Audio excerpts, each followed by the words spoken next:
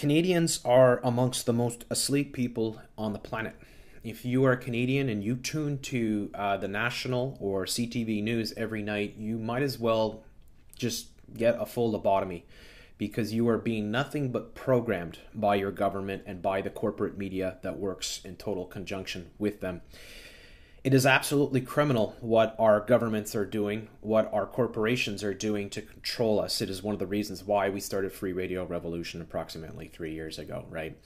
And one of the first things that we covered was CSIS, CSEC, the Canadian Security Establishment Canada, the secretive spying organizations that want to spy on everyone. In fact, they're sharing information with the Five Eyes, as we know, and they've all been investing, all these Five Eye countries have been investing in enormous amounts of money, unprecedented amounts of money, public money, into spying on their own people. Now, when I talk about the Five Eyes, okay, the Five Eyes refers to the global sort of community here that shares all their data. You have United States, Canada, of course, Australia, Great Britain, and New Zealand, okay? Now, I think really in many ways it should be called the Six Eyes, because I believe that Israel is also very much involved in collecting all this data. In fact, I've covered it several times before. And what they're essentially doing is spying on each other. So the GCHQ, of course, here you have the beautiful silver donut that they built, spending billions in Great Britain. This is the government communications headquarters, right? And they, like Canada, who spent a ton of money on their billion-dollar beautiful palace that they're building right now, they must be close to finishing off, for their spy grid agency. It's the most expensive building in Canadian history. In fact, I've covered this in a couple videos before. This is extremely important stuff, people. Nobody in Canada could step anywhere near this property here unless you're with the CSEC, Communications Security Establishment Canada, right? And right across the street, of course, is CSIS, which, of course, Communications Security Establishment Canada, and then you have the Canadian Security Intelligence Service, which is essentially like the FBI, the Canadian equivalent of the FBI.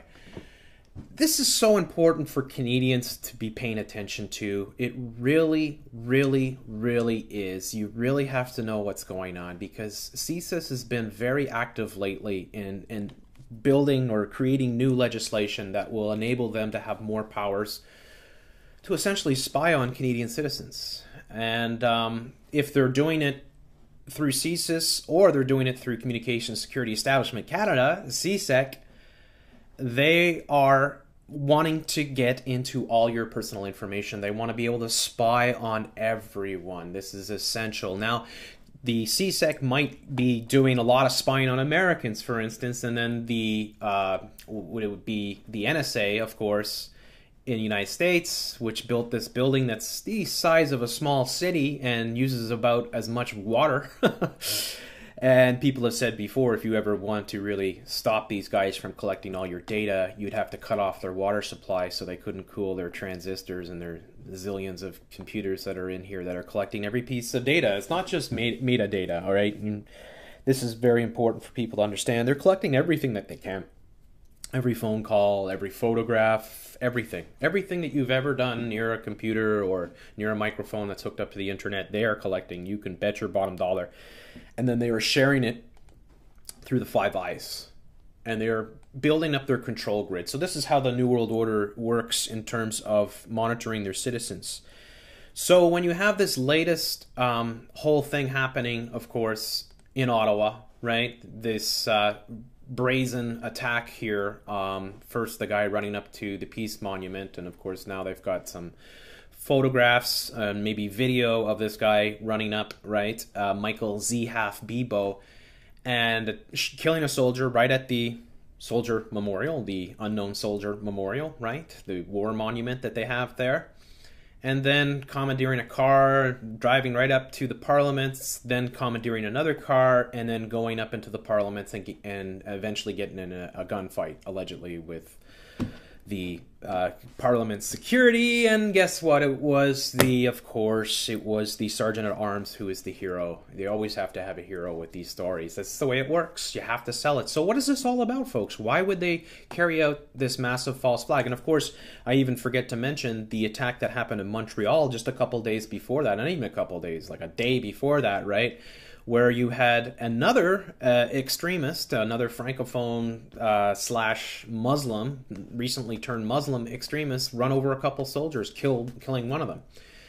So why would they be carrying this stuff out now? Now, this is if you're looking at it from a false flag angle, which is exactly how I'm looking at it. Problem, reaction, solution.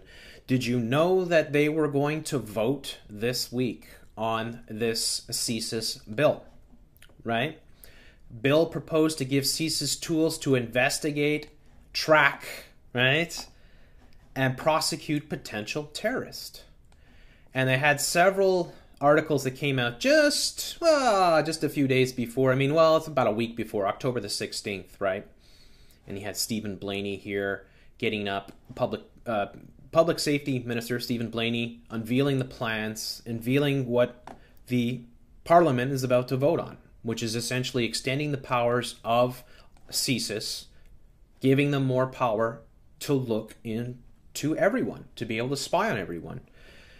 So security lawyers warn that blanket intelligence source protection could endanger court proceedings. New anti-terror tracking measures will address black hole, right? Of course, the media comes out in favor of it because the media is all on board, because our media in Canada is 100% controlled, just like the media in the United States is, just like the media in Australia is, just like the media is in New Zealand and the United States. So I already said United States, but Great Britain, okay? So attack in Canada could increase calls to give CSIS more power. 2 deadly attacks, this is off the Grope and Fail, perpetrated against Canadian soldiers by suspected extremists are raising the stakes in domestic fight against terrorists, right? In recent months, the politicians have pushed federal security officials to get more aggressive. One response has been renewed efforts to block or revoke passports to stop the exodus of extremists to fight with the Islamic State jihadis and related groups. And wouldn't you know it, both of these guys this week that committed these so-called terrorist acts both had their passports revoked.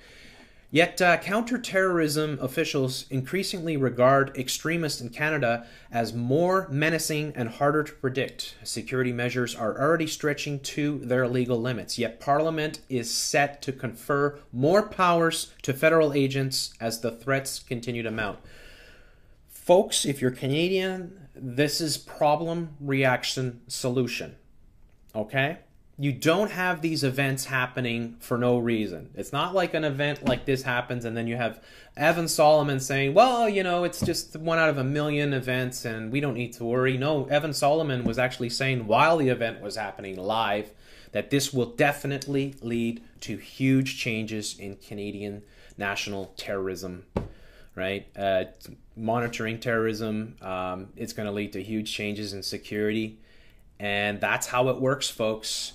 So here's the quote from Prime Minister. This will lead us to strengthen our resolve and redouble our efforts. Okay, folks? So Canadians, are you tuning in to how it works? Because if you're Canadian and you don't know, you don't think our government is capable of carrying out false flags, you are so fucking naive. You cannot even begin to imagine. Now, you folks who are Canadians and you're just getting into false flags, well, why don't you go check out all my work on the Moncton false flag? Yeah, that one was quite a spinner, I tell you that. Now, Prime Minister Stephen Harper said this on Wednesday evening in a televised address. He said that the violence in Ottawa and near Montreal will lead his government to beef up counterterrorism efforts. Now, when you talk about counterterrorism, it means being able to spy on people, being able to really watch people, being able to lock people up, being able to bring people in and question them, being able to take away their rights, right? Their legal rights as Canadians, because they can use this new bill that they're bringing in to say, well, this is dealing with terrorism, right? So the Bill of Rights and stuff like that get thrown out the window. Public Safety Minister Stephen Blaney highlighted one such package last week, the looming legislation or legislative amendments for the Canadian Security Intelligence Service. The minister has said this bill would seek to better safeguard informants' identities and allow Canada to share information with the US and British counterparts. This might just be the start. The Globe and Mail has learned that Ottawa officials are also talking about whether to give CSIS explicit legislative permission to engage threat diminishment, right? A power that the spy agency's watchdog recently pointed out that CSIS uses, but the law doesn't explicitly permit, right? So they want threat diminishment, right? They want to be able to be proactive, essentially. They want to be able to, you know, just like the United States, to you know, preemptive action, basically, to be able to stop would-be terrorists. But really, it's to spy on everybody and to strengthen their control grid. If such measures were to receive parliamentary approval, and now you can bet your bottom dollar with all these MPs now thinking that their lives were in terrible danger and somehow they were saved by their sergeant at arms, right, who they've given all this accolades and honors and standing ovations, right? CSIS. So if such measures were to receive parliamentary approval, CSIS intelligence officers would have greater leeway to deal with their targets. Right now, some intelligence gathering techniques, such as CSIS officers aggressively interviewing a young radical's parents or his bosses, are in legal gray area. Such methods risk wrongly red flagging individuals as potential terrorists to parents or peers when they haven't been charged. Critics of the spy agency have pointed out that any sort of longer leash for CSIS would set up a path that got its predecessor in trouble. In the 1980s, the RCMP Secret Service was disbanded after it was caught committing crimes such as burning barns to prevent Quebec separatist extremists from congregating with radical groups, and more false flags that are well before my time, sort of thing, right? Yet these days, by the standards of Canada's closest allies, federal agents seem to be shackled. And of course, the Globe and Mail is going to take this sort of approach, saying, well, they're shackled, they need to have it. In Britain, the Home Secretary has already announced that she will be seeking extremist disruption orders. Doesn't that sound a lot like what they just said here, right? What was it? Engage in threat diminishment, right? The power, right? So in Britain, this is what they want to do. Extremist disruption orders a new legal power to muzzle suspected extremists and prevent them from speaking out in public or on the internet. This is where we're getting to, folks.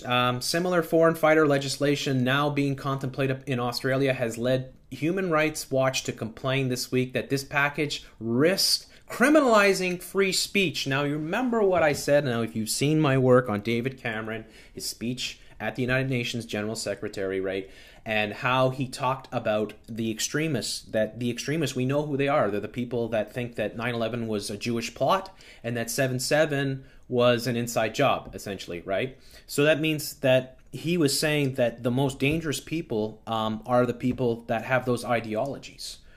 And now you've got all this coming out where they want to muzzle free speech, essentially, on the sort of pretense that, of course, there's terrible terrorists out there that are going to blow people up and going to go and shoot soldiers in the streets.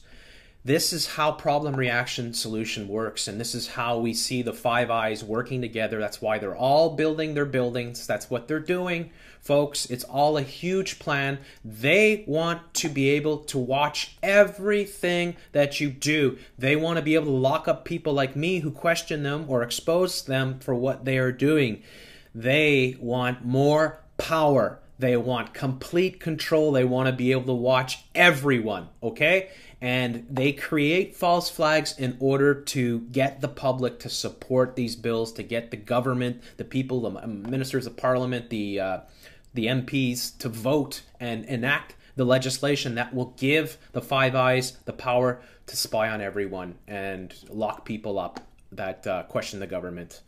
This is where it's going to, folks. This is what it's really all about. That's why you have this bill that was supposed to be voted on. In fact, it's going to be voted on this week, I think tomorrow or the next day. And guess what? Wouldn't you know it? Wouldn't you know it? Now, because of the attack, who do you think's going to vote against it, right? Everyone there is going to be like, well, we need the government to save us. We need CSIS and CSEC to save us, because wouldn't you know it, they're attacking people, they're killing soldiers, and they're attacking the parliament.